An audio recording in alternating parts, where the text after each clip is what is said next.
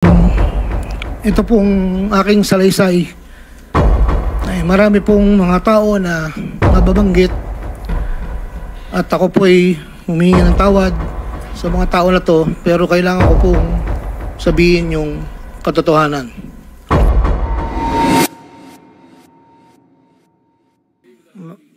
Magandang umaga po sa inyong lahat. Tinatanggap ko po na ako po ay hindi nakasagot sa maraming tanong mga nakakaraang huling araw upang maproteksyonan ang institusyon na aking minahal sa loob ng 30 taon. Subalit nitong mga nakang araw, ako po ay nakapag-isip-isip na tumulong na lamang po sa investigasyon na to para po sa bayan.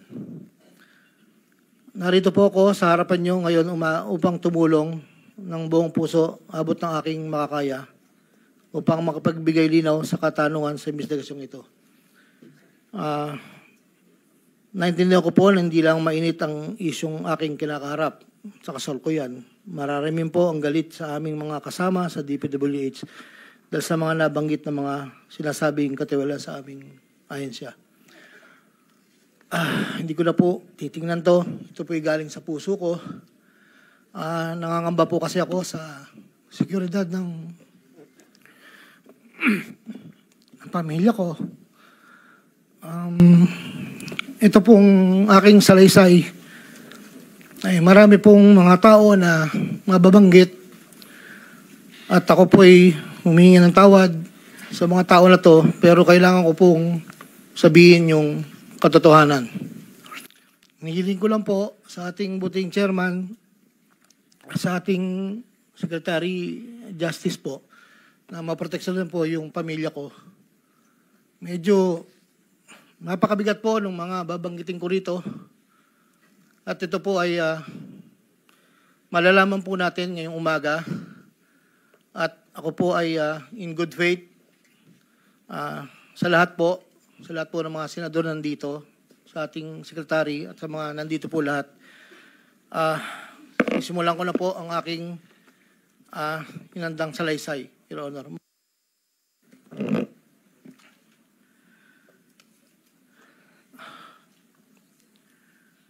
Sa akin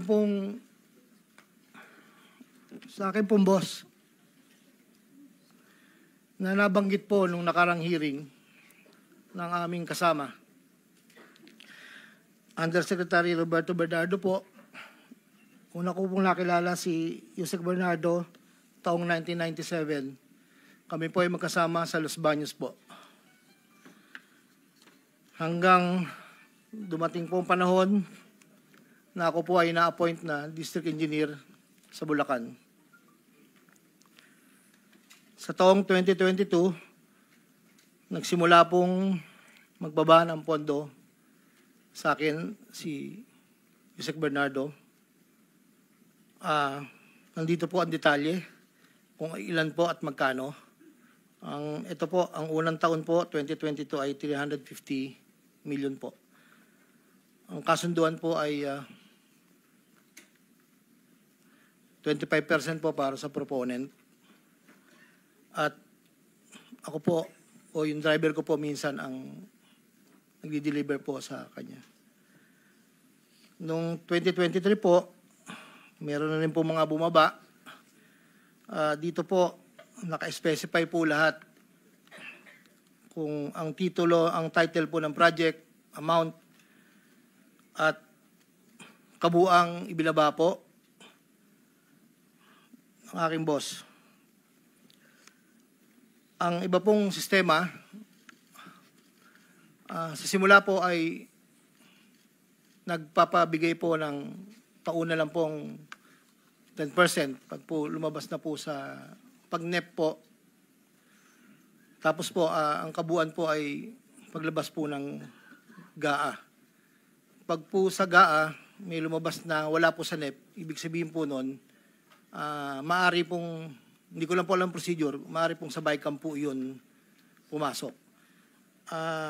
Andito po lahat po ang detalye sa aking sinumpang salaysay. At meron pa pong mga UA po, ang program allocations po yata yon. na naibabaran po sa akin noong 2024. At hindi naman po lahat yun ay sari-sari pong project po yata yun. 2.85 billion po.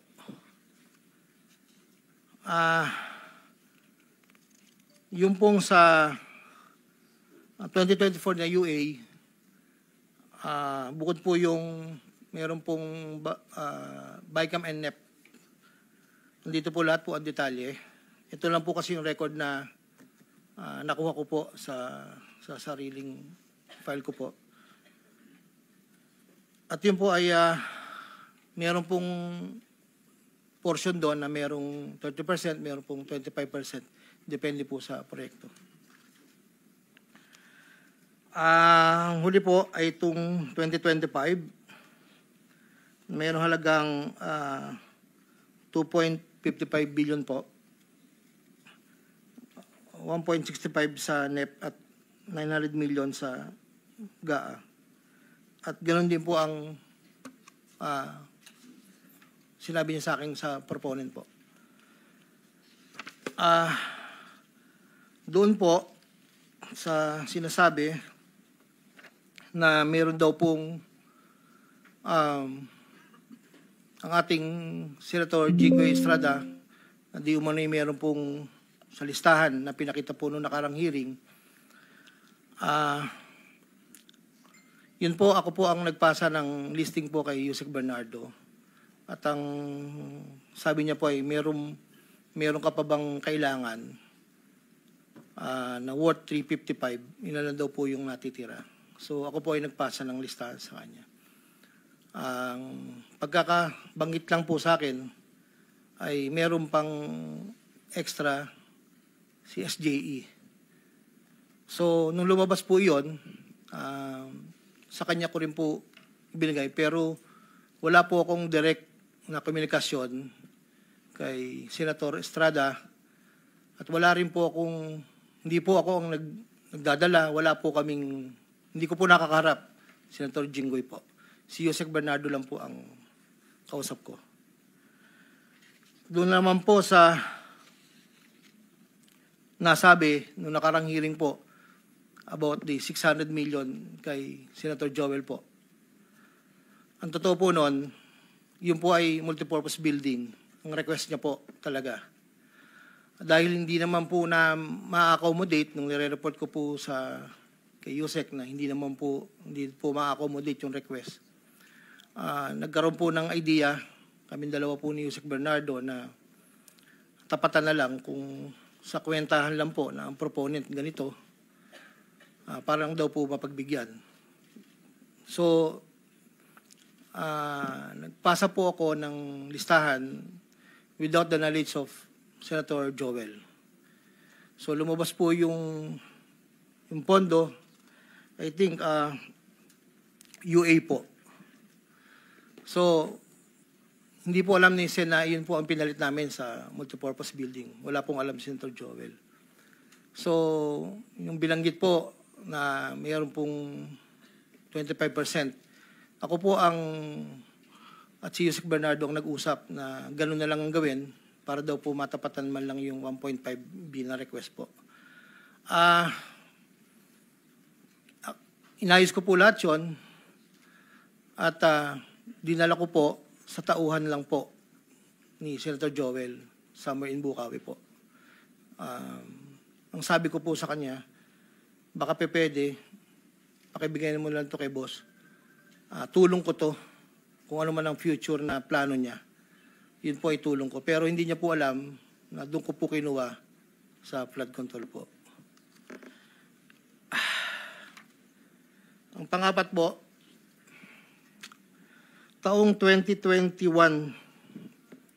nakilala ko po si Congressman Saldico.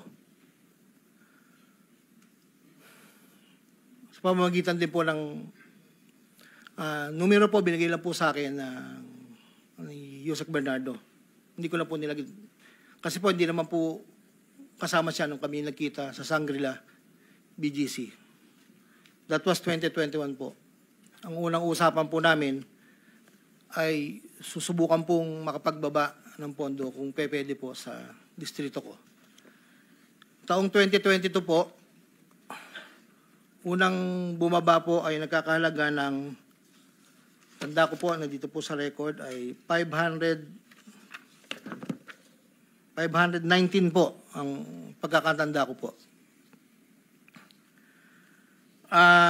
After po noon, 2022, so yung 519 po, ang... Excuse me, Engineer. Para mas maliwanag, basahin mo na lang yung sinumpang salaysay mo para hindi ka naliligaw. Opo. Para wala na omit, wala na dadagdag, mag-stick ka doon sa sinasabi mong Yes, po. sinumpang salaysay. Ito po. Simula mo na lang doon sa Saldi simula. Oh. Basahin mo na lang ng dahan-dahan. Noong Agosto o Setyembre 2021, nagkakilala kami ni Congressman Saldico. Hindi, simulan mo sa simula mo na yung sa simula nung gist ng iyong salaysay. Yes, Huwag po. na yung opening. Una kong nakilala si Undersecretary Roberto Bernardo. Nagkasama kami sa Laguna. Na-promote siya ng nag-promote siya hanggang Undersecretary. Si Yusek Bernardo ang tumulong sa akin para may talaga ako bilang District Engineer sa Bulacan First DO noong 2019, panahon ng Secretary ng DPWH si Secretary Mark Villar.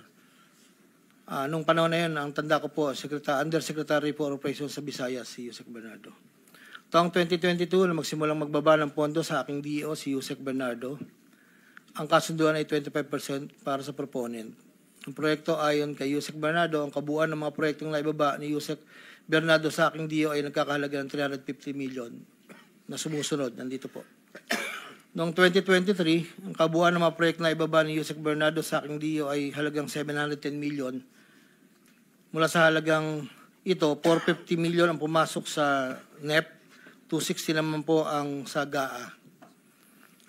Ang para sa proponent, 25% po, at may advance ito na 5 to 15 na kalimitang hinihingi ni Yusek Bernardo kapag ganap na ang NEP base sa pagdinig sa Kamera del Representante. Samantala, ang pondong na BICAM ay may advance payment na 5 to 10 na kalimitang hinihingi matapos ang deliberasyon ng BICAM at ang balansa ay babayaran pagbuo paglabas ng GAA. Ang detalye ng mga proyekto ay nandito po. Noong taong 2024, may kabuuang pondo na 3.3 billion, 150 sa NEP, 300 million sa GAA, 2.85 sa UA.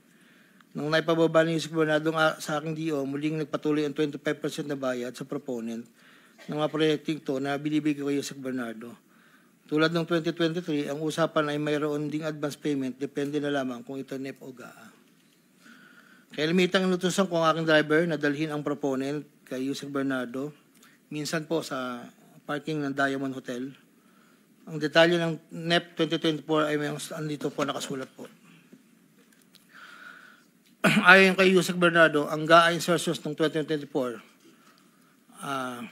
na magkakalaga ng 300 para po 300 million na para kay, sabi niya po sa akin, para kay Senator Bong Revilla na noon ay kumandidato bilang senador para sa 2025. Sinabihan ako ni Yusek Bernardo, Henry, kay Sed Bong yan, baka gusto mo tumulong sa kanya. Dagdagan mo ang proponent ko na bahala. Sinabi ko kay Yusek Bernardo, sige po boss, kaya po imbis na 25 ay naging 30 ang naging proponent doon po sa tatlong project na nakalagay po dito.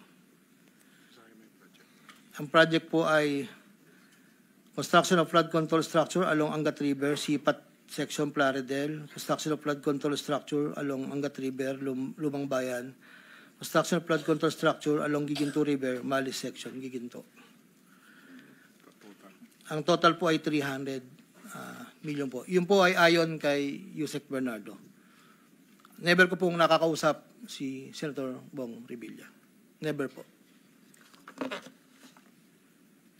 Makikita sa listahan mga proyektong galing sa UA 2024 na hindi lamang flood control ang mga proyekto, subalit ang proponent ay naglalaro sa 25 hanggang 30%. Noong taong 2025 ay may kabuuang halaga na 2.55 billion ang naipababa ni Yusek Bernardo sa aking DO.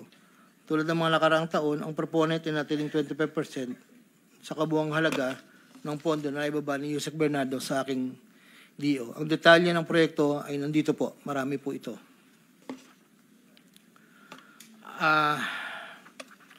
Taong 2022, yun nga po, nabanggit ko kanina, humiling si Senator Joel Villanueva ng proyektong multipurpose building, ikakalaga ng 1.5B. Sa halagang 1.5B ay 600 million lamang ang napagbigyan na pondo para sa multipurpose building. Hindi ito napagbigyan, kaya napilitan kaming gumawa ng paraan ni Yusek Bernardo. Hindi humingi ng partikular na proyekto o porsyento si Senator Joel, pero inutos ni Yusek Bernardo na bigyan na lamang ng proyekto na may katumbas na 150 million na proponent. Dahil dito, nabigyan si Senator Joel ng proyektong unprogrammed operations ng 2023, nagkakalaga ng 600 million na pawang mga flood control ng mga proyekto at kung saan susumahin na 25% na proponent ay may halaga na 150 million. Hindi alam ni Senator Joel na flood control ang mga proyektong nailan sa kanya dahil ang aking pagkakalam ay ayaw po ni Senator Joel ang project na flood control. Ang halagang 150 million dila ko sa rest house sa Barangay Igulat, Bukay, Bulacan na iniiwan ko po sa tao niya na ang nagangalan lang pong Peng. Sinabi ko kay Peng na pakibigay na lang kay boss, tulong lamang yan para sa future na plano niya. Hindi po nila alam na doon galing yon sa flood control. Matapos po na hindi na po kami nagkausap. Sa kay Senator Jinggoy naman po, sa pagkakatanda ko, nasa 2024 budget hearing kami sa Senado. Kasama ko si Yusek Bernardo sa pagitan ng alas 9 hanggang alas 10 ng gabi. Habang kami naghihintay, tinanong ako ni Yusek Bernardo kung meron pa akong gustong lagyan at meron pang available na 355 si SJE. Ayon po kay Yusek Bernardo. Sabi ko po, boss, meron naman. Sagot ni Yusek Bernardo sa akin na ipasok ko agad sa kanyang listahan ng oras na yon. Agad-agad po akong nagpagawa ng listahan sa staff ko at sa loob ng 10 to 15 minutes, pinasa ko na po ang listahan kay Yusek Bernardo. Ito po ang listahan ng mga proyekto na banggit. Ito po ay puro pumping station po with floodgates. Ito po ay phase 3. Dahil may nauna na pong phase 1, phase 2. Ito po ay 7 project.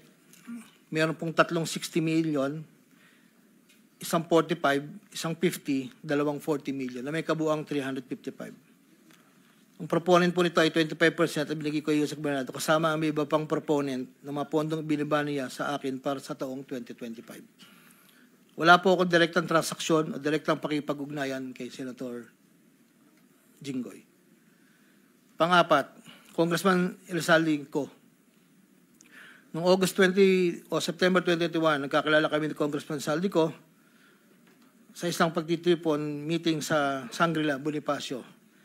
Doon ay napag-usapan namin ang plano ni Kong Saldi na sumubok na magbaba ng pondo papunta sa aking distrito para sa iba't ibang proyekto. Pagkalipas ng higit kumulang na isang buwan mula sa aming unang pagkikita, ako ay nagpasa sa kanyang listahan ng mga proyekto na may kaugnayan sa flood control at ang mga proyekto ito ay lumabas sa General Appropriations Act of 2022 na nagkakahalaga ng, andito po, 1, 2, 3, 4, 5, 6, 6 na proyekto po ito at ang pagkakatanda ko po ito ay 519 million, ang una po. Sa pagitan ng 4 na taon, mula 2022 hanggang 2025, naging tagapagtaguyod si Kong Saldi ng mga proyekto sa Bulacan First. May higit kumulang 426 na proyekto. Ang kabuang halaga ng proyekto na ito, ayon po sa nalakap kong record, ay hindi bababa sa 35 billion, 24 million pesos. Million or billion? Billion, Your Honor. Andito po yung summary. Pwede ko pong state, Your Honor. Go ahead. Sa taong 2022, yun po yung una, bycam lang po ito ayon sa record ko po. 519 million. Sa 2023, 5 billion 790 sa NEP, 3 billion 250 sa bycam, at 3 billion 890 sa UA. 2024, 5.8 billion sa NEP, sa bycam 5.084, sa UA 3.306. Sa 2024, nagkakalaga po ng total na 14 billion 190. Sa 2023, 12 billion. Sa 2022, 519. Noong pong 2025 ay 7 billion 385 na lang po sa NEP. Wala na pong kasunod. Sa bawat proyekto na pinapasok ni Kong Saldi, meron akong binigay na obligasyon sa kanya para sa pondo base sa aming kasunduan noong 2022 ang kaniyang hinihingi na budget sa bawat proyekto ay 20% lamang po noong 2022. Kung makikita niyo po, Your Honor, isasabay ko na rin po ito, na yung larawan po nandun po sa kasama po ako na nakatayo, yung opisina, yun po yung 20% po na 2022 inaayos po namin doon sa litrato po. Subalit nung taong 2023 hanggang 2025, ito tumaas ng porsyento ng 25% po. Ang pag-abot ng porsyento para kay Kong Saldi sa bawat proyekto ay kadalasang hindi isang baksakan. Ito rin ay nakadepende kung paano na ipasok o na-insert.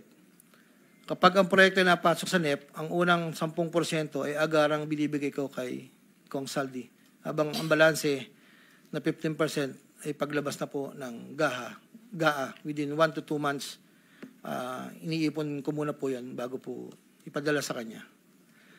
Kapag ang proyekto naman ay naipasok ng Kong Saldi sa BICAM, ang unang 10% ay binabayad sa kanya matapos lumabas ang GAA at ang balancing 15% ay binibigay makalipas ng 2 buwan mula nang maaprubahan ng GAA.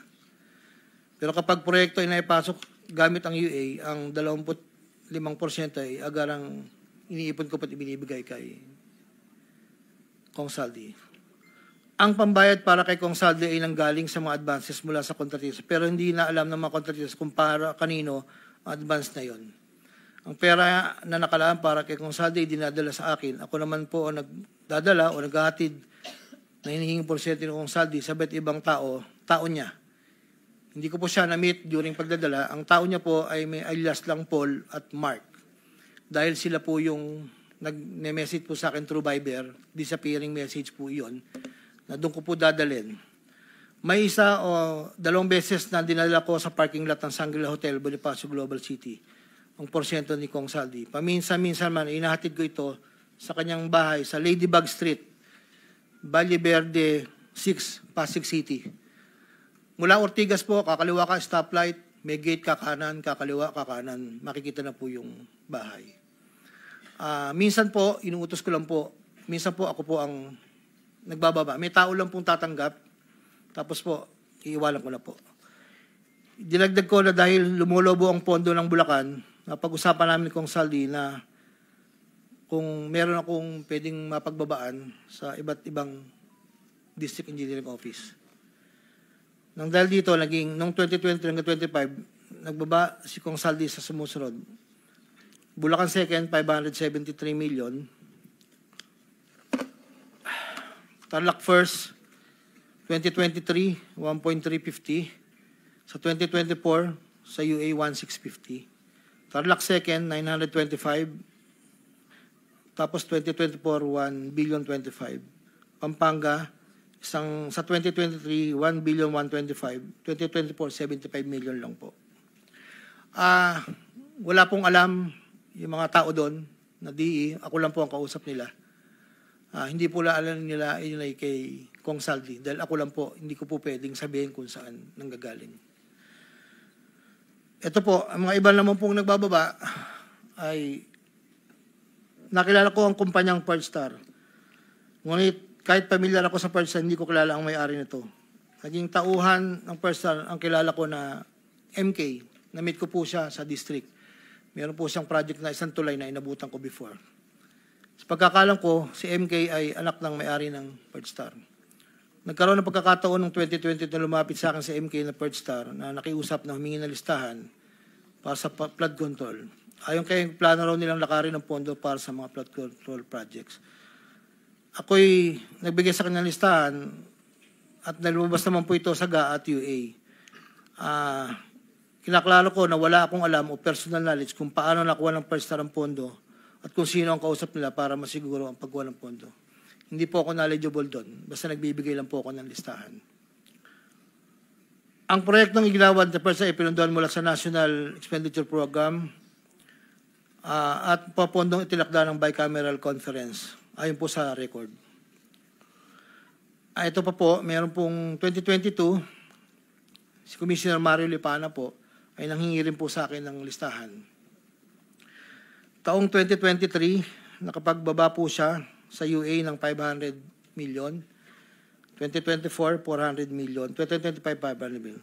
Wala akong personal knowledge kung paano nila nakuha ang pondo at kung sino kausap nila. Ang listahan ng mga proyektong naipasok ni Comilipana ay nakalakip sa sinumpang salaysay sa annex po.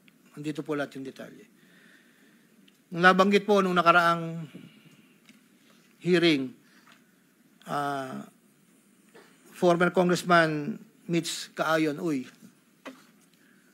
noong taong 2021, nakilala ko si isang pagtitipon, hindi ko na po matandaan, alam ko po birthday, na noon ay Yusek pa po ang pagkakatanda ko. Dito ay nakapag-usap kami at tinanong niya kung pwede siya magpababa ng pondo sa aking DO. At sinagot ko naman na opo, pwede po. Noong taong 2022, nakapagbaba ng halagang 411 million sa GAA si Yusek Mitch na may usapan kami na may gastos na 10% lang po. Hindi niya po pinakailaman yon. Sabi niya, bahala ka na kung sino man ang mananalo at contractor niyan. Noong ikapat na pagdinig ng Senate Blue Ribbon Committee hearing, may dalawang larawan na pinakita ang chairman ng Senate Blue Ribbon Committee, Senator Pampilo Lacson, kay Engineer Bryce Hernandez. Isang larawan sa isang lamesa na puno ng pera at doon ay makikita ang aking presensya na kung saan ay nakasuot ng blue na shirt at ito ay sa conference room ng lumang opisina namin. Para po sa kalaman, lahat po ng pera na yon ay para sa BICAM ni Kong Saldi. 519 million na may 20% proponent noong 2022. Ito po ay galing sa iba't ibang mga kontraktor na nakuha ng mga proyektong naipababa ni Congressman Saldi. Ang pangalawang larawan naman po ng pera na nakasalansan sa isang bilyaran ay para sa proponent ng 2023 na 5.79 billion na dadalhin namin kay Kong Saldi na sa aking pagkaalala ay nagkakalaga ng 579 bilang 10% advance payment. Aking nireserba ang aking pagpasa sa karagdagang sinumpang salaysay kung sakaling ito ay mabibigyan muli ng pagkakataon. Ginagawa ko ang sinumpang salaysay na ito upang pakita ang aking kusang loob na pakipagtulangan sa sinasagawang bisyo sa Senado, sa House of Representatives at iba pang ahensya ng pamahalaan, kaugnay ng mga anomalyang proyektong DPWH, at upang matuluyang palagutin lahat ng mga taong sangkot. Ilan po, Your Honor. Pwede bang pirmahan mo yung sinumpang salaysay para maibahagi sa mga miyembro ng committee ito nang sa gayon, mamaya kung meron silang gustong tanungin, at least pirmado mo yung sinumpang salaysay. Your Honor, dahil in good faith po ako, kahit wala po akong inaasahan pa kung ano ang mangyayari sa akin, I will sign this. Nagpapatunay na ako po ay willing po makipag-cooperate. I will sign this one po. Salamat po.